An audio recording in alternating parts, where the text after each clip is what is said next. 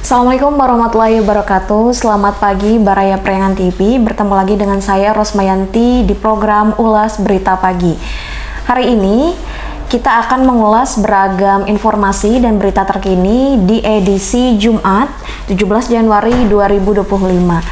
Seperti biasa kita akan menyampaikan informasi dari wilayah Kota Kabupaten Tasikmalaya, kemudian Garut, Ciamis, Sumedang, dan wilayah sekitarnya di Priangan.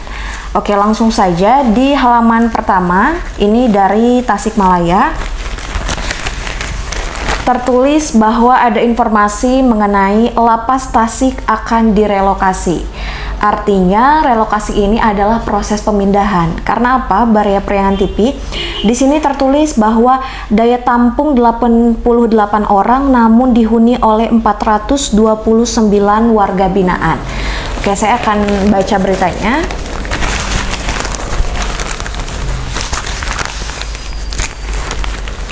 Tasikmalaya, karena sudah over kapasitas, bangunan lembaga pemasyarakatan atau lapas kelas 2B Tasikmalaya direncanakan akan segera direlokasi. Saat ini, bangunan lapas yang berlokasi di depan Taman Kota Tasikmalaya tersebut menampung 429 warga binaan, padahal kapasitas lapas kelas 2B Tasikmalaya tersebut diperuntukkan untuk menampung sekitar 88 orang warga lapas saja.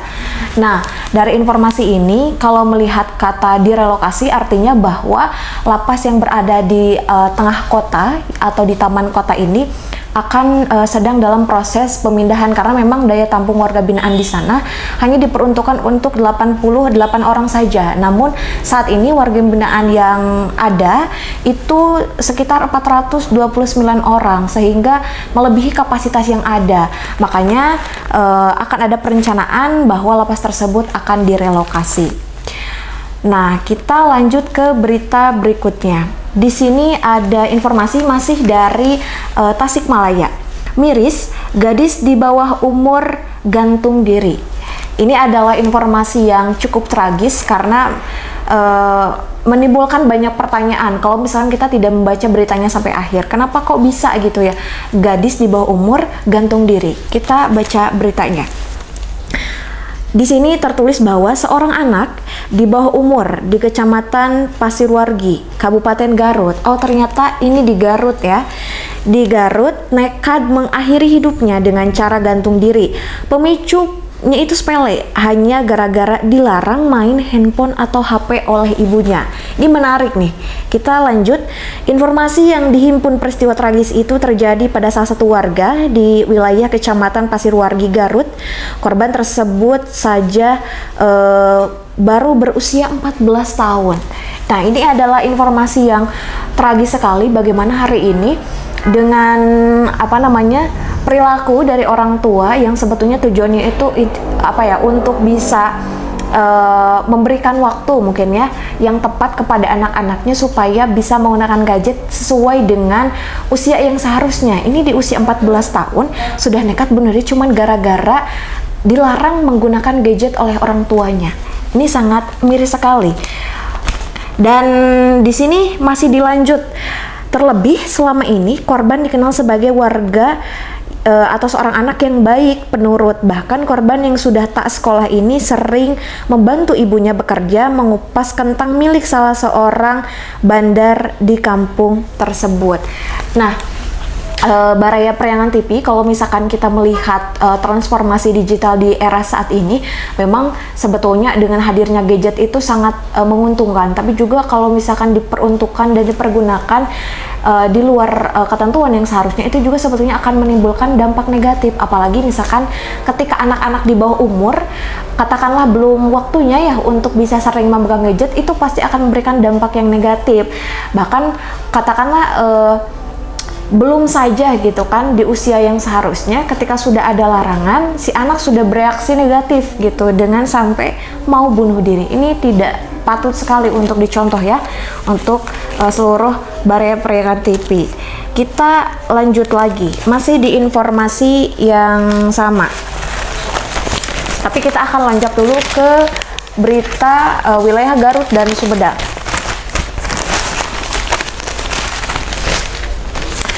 Di berita wilayah Garut dan Sumedang, paling atas ini tertulis bahwa antisipasi terjadinya bentrokan ormas, polisi tingkatkan patroli. Ini gimana nih? Saya baca beritanya, Kepolisian Resor Garut meningkatkan patroli terpadu di sejumlah tempat strategis di Kabupaten Garut sebagai langkah antisipasi terjadinya bentrokan antar organisasi masyarakat atau ormas, dampak adanya bentrokan ormas di daerah lain. Bahkan di sini tertulis bahwa adanya patroli ini, katanya, kami berharap dapat mengurangi potensi bentrokan antar ormas, kata Kepala Kepolisian Resor Garut AKBP Mahmud Pajar Gemilang di Garut. Kemudian ia juga menuturkan bahwa sejumlah personil diturunkan untuk melakukan patroli yang difokuskan di kawasan rawan bentrokan dan lokasi berkumpulnya di Ormas Garut. Nah, di sini juga bentuk kesiagaan mungkin ya dari aparat kepolisian agar tadi tidak ada bentrokan antar ormas sehingga melakukan patroli di wilayah tertentu. Itu dari kabar Garut. Nah, di sini kita lanjut ke kabar Sumedang. Di berita wilayah Sumedang, di sini tertulis nih, Baraya Priangan TV. Sumedang berhasil catatkan sejarah baru sebagai tuan rumah Hari Desa Nasional pertama di Indonesia. Nih, informasi ini itu di episode-episode sebelumnya di Ulas Berita itu selalu disinggung soal Hari Desa Nasional. Kita akan baca, ini menarik sekali untuk disampaikan. Kabupaten Sumedang, Provinsi Jawa Barat berhasil mencatat sejarah baru sebagai daerah pertama di Indonesia yang menjadi tuan rumah acara peringatan Hari Desa Nasional. Semenjak pemerintah pusat resmi menetapkan Hari Desa Nasional melalui Keputusan Presiden Republik Indonesia Nomor 24 Tahun 2024 tentang Hari Desa di tanggal 15 Januari 2025. Nah, pada acara peringatan Hari Desa Nasional yang pertama itu, lokasinya katanya dipusatkan di Desa Ciberem Kulon, Kecamatan Cimalaka, Kabupaten Sumedang, Jawa Barat. Artinya, Kabupaten Sumedang ini menjadi daerah pertama di Indonesia yang menjadi tuan rumah penyelenggaraan pada peringatan Hari Desa Nasional. Nah, ini menarik sekali ya. Juga informasi yang sebetulnya patut untuk dicontoh. Ini kenapa nih Sumedang bisa menjadi sejarah baru, menjadi tuan rumah di Hari Desa Nasional pertama di Indonesia gitu. Karena mungkin bisa faktornya mungkin karena tempatnya yang strategis misalkan, kemudian potensi pariwisatanya yang sangat bagus sehingga ini bisa sampai mencatat sejarah bahwa Garut Sumedang ini berhasil menjadi tuan rumah pertama peringatan Hari Desa Nasional di Indonesia. Ini menarik sekali. Potensinya berarti sangat bagus sekali ya, Baraya Priangan TV. Nah, oke, kita lanjut ke berita berikutnya di wilayah Kabupaten Tasikmalaya. Ini juga menurut saya informasi yang cukup tragis juga, tapi lucu juga gitu ya. Saya bacakan, pelaku sodomi di Cikalong mengaku pernah jadi korban. Nah, pernah menjadi korban, tapi juga pelaku. Ini gimana nih ya, Baraya Priangan TV? Kita bacakan beritanya.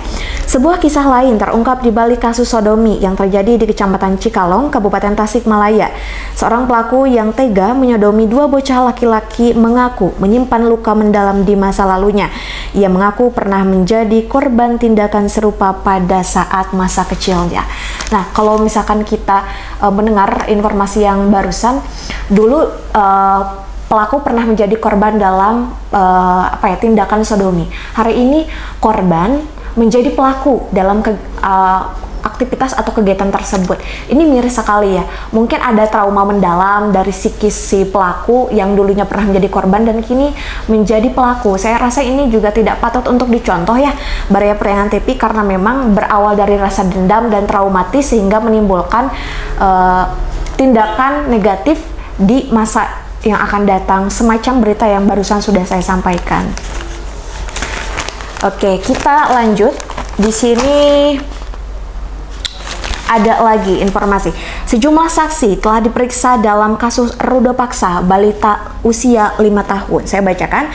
Pihak Satreskrim Polres Tasikmalaya kini sudah memiliki setidaknya 5 orang saksi dalam kasus ruda paksa yang dialami balita berusia 5 tahun oleh tetangganya sendiri, katanya seorang pria tua pengusaha pengrajin kayu di Kecamatan Sodong Hilir, Kabupaten Tasikmalaya.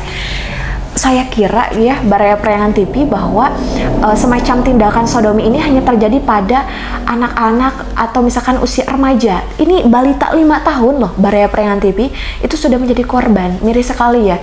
Hari ini di era transformasi digital, saya kira mungkin berita-berita itu lebih banyak potensi kejahatan itu di media sosial. Ternyata di dunia nyata saja gitu ya, itu sudah banyak sekali. Miris sekali ya, di usia balita yang 5 tahun ini sudah mengalami kekerasan gitu, kekerasan fisik yang dilakukan oleh tetangganya sendiri.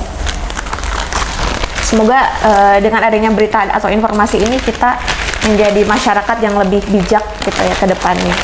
Nah, kemudian kita lanjut ke informasi, sebentar. Di wilayah Ciamis. Ini Ciamis apa nih? Ruang kelas rusak berat katanya di halaman pertama. SD 2 Sindang Jaya jebol diterjang longsor, ruang kelas rusak berat. Saya bacakan, bangunan SD 2 Sindang Laya di Dusun Sindang RT 2 RW 7 Desa Sindang Jaya Kecamatan Sukamantri diterjang longsor. Akibatnya satu ruang kelas jebol dan rusak setelah terkena reruntuhan materai longsor. Nah, ini musibah ya, Baraya Priangan TV. Area atau ruangan kelas ini jebol karena longsor gitu. Mungkin memang kalau berbicara musibah ini tidak bisa kita prediksi ya, tapi setidaknya kita bisa mencoba antisipasi. Kenapa nih kiranya ini dengan potensi bencana alam yang akan terjadi, apakah akan menimbulkan kerusakan apa tidak. Tapi mungkin ini termasuk hal yang memang tadi saya katakan tidak bisa diprediksi gitu ya. Di sini juga dikatakan bahwa katanya menurut Kepala Pelaksana Badan Penanggulangan Bencana Daerah atau BPBD Kabupaten Ciamis, Ani Supiani, longsor itu sekiranya terjadi pada pukul 10 malam akibat tebing tanah sepanjang 8 meter tidak mampu menahan curah hujan yang tinggi. Oh, berarti karena memang faktor cuaca juga ya, yang di daerah Ciamis sedang rawan hujan, kemudian mengakibatkan kelongsoran sehingga ruangan kelas menjadi rusak berat gitu. Oke, kita lanjut ke berita Banjar Pangandaran. Di sini ada berita yang cukup ini juga ya untuk didengar. Dua pria gasak barang berharga milik warga di Pangandaran. Ini kenapa nih? Dua pria tak dikenal menggasak jumlah barang berharga milik seorang warga di Pangandaran pada 16 Januari 2025. Korban bernama Iyah Rohaiti, usia 60 tahun, warga Pangandaran, yang sehari-hari sebagai pedagang di pesisir pantai Pangandaran Barat. Kemudian di sini juga kenapa nih tiba-tiba kok bisa digasak gitu ya barang berharganya. Jadi awalnya katanya dua pria itu datang dengan menanyakan harga rica-rica satu porsi. Mereka juga seorang yang postur tubuhnya terlihat tinggi kurus dengan pakaian jaket hitam serta baju hitam. Kemudian salah satu lagi agak tua katanya. Nah, di sini si korban menceritakan ciri-ciri dari pelaku yang menggasak barang berharga milik warga. Nah, menurut saya dalam hal ini kita juga perlu berhati-hati ya, Baraya Priangan TV, tidak hanya di wilayah Priangan dan seluruh pemirsa setia yang menonton untuk bisa lebih hati-hati ya, karena kadangkala musibah yang datang menimpa kita itu kadang-kadang tidak terpikirkan sebelumnya gitu. Kadangkala dengan modus-modus pelaku sehingga apa yang kita miliki, katakanlah barang berharga, itu bisa hilang begitu saja gitu di sekejap mata tanpa ada firasat terlebih dahulu gitu. Makanya kehati-hatian perlu kita tingkatkan. Oke, kita lanjut. Ada berita di paling bawah. Wali Kota dan Wakil Wali Kota Banjar terpilih hadiri Urun Rembug Inohong. Ini Urun Rembug Inohong Baraya Priangan nih apa nih ya? Kita baca. Jelang pelantikan katanya yang kian dekat, pasangan Wali Kota dan Wakil Wali Kota Banjar terpilih yang memiliki jargon berdaya secara terbuka menerima saran dan masukan dari para Inohong Kota Banjar. Nah, di sini bahwa dikatakan Wali Kota dan Wakil Wali Kota Kota Banjar ini terpilih hadiri Urung Rembug Inohong. Urung Rembug Inohong ini semacam kegiatan yang memang sudah biasa dilaksanakan di daerah Pangandaran ya, Balai Prengan TV. Dan pada hari yang sangat istimewa itu, Bapak Wali Kota dan Wakil Wali Kota Banjar ini terpilih untuk ikut serta hadir berpartisipasi dalam kegiatan tersebut. Jadi kegiatan yang dilaksanakan di Pangandaran ini memang sangat resmi juga meriah sekali, sehingga yang menghadirinya pun termasuk Wali Kota dan Wakil Wali Kota. Oke, kita berlanjut ke pendidikan. Ini sebelum kita ke sesi akhir, ada informasi di pendidikan.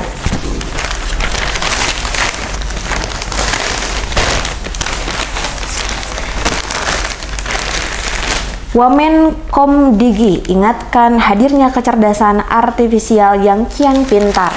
Ini kalau dibaca dari judulnya berbicara AI katanya ya. Nah, Menteri Komunikasi dan Digital Nezar Patria mengungkapkan bahwa tahun 2025 menjadi awal di era baru dalam perkembangan kecerdasan buatan, yakni agentic AI yang disebut semakin pintar. Apa itu AI? Katanya yaitu sistem kecerdasan buatan yang bisa melakukan reasoning sendiri lalu membuat sesuatu yang sebetulnya itu bisa sangat memudahkan kita gitu intinya ya. Nezar menyebutkan bahwa teknologi terbaru ini merupakan pengembangan dan gabungan dari AI generatif seperti pada umumnya, dan teknologi ini sedang dikembangkan oleh sejumlah perusahaan teknologi global yang diprediksi segera hadir dalam berbagai produk yang akan berdampak luas. Nah, berbicara mengenai AI gitu ya, salah satu teknologi yang pada saat 2025 sebelumnya juga di 2024 memang sudah ada, dengan kecanggihannya itu bisa gitu ya, istilahnya itu memberikan banyak sekali kemudahan untuk para penikmat teknologi saat ini. Tapi memang dengan adanya kecerdasan atau misalkan kecanggihan teknologi, saya rasa itu juga sebetulnya harus kita lebih memfilter kembali, karena kadangkala dengan adanya kemudahan kita berpikir ingin segala sesuatu yang praktis saja gitu, padahal otak manusia itu bisa mengalahkan kecerdasan teknologi yang ada, karena memang teknologi juga dibuat oleh manusia gitu. Makanya kita juga harus bisa memfilter bagaimana kita bisa menggunakan teknologi sesuai dengan seharusnya. Nah, untuk berita di edisi hari ini mungkin Balai Prengan TV itu saja gitu ya, karena memang kalau misalkan Balai Prengan TV mau melihat banyak ragam informasi bisa nanti mengunjungi. Tapi sebelum itu saya akan menyampaikan di sini ada ragam iklan. Nah, untuk Balai Prengan TV yang sedang banyak sekali membutuhkan kebutuhan elektronik, jasa dan lain sebagainya, itu bisa melihat di bagian lembaran akhir koran harian Kabar Priangan. Kemudian dari beragam informasi nih yang tadi sudah saya sampaikan, mohon maaf jikalau memang ada penyampaian yang kurang berkenan ya, atau misalkan ada kata-kata yang salah, dan mohon maaf karena memang kita masih sama-sama belajar lah ya, Balai Prengan TV. Dan dalam hal ini jangan lupa terus pantengin kanal, portal atau media sosial Kabar Priangan dari mulai TikTok, YouTube, Instagram, dan media masa lainnya di kabarpriangan.com. Informasi menarik lainnya dan terbaru, terhangat, trending topik akan disampaikan di sana. Dan mungkin itu saja yang bisa disampaikan. Terima kasih dan mohon maaf atas segala kekurangan. Nun wal qalami wa mayasturun wallahul muwaffiq ila aqwamit thoriq. Wassalamualaikum warahmatullahi wabarakatuh.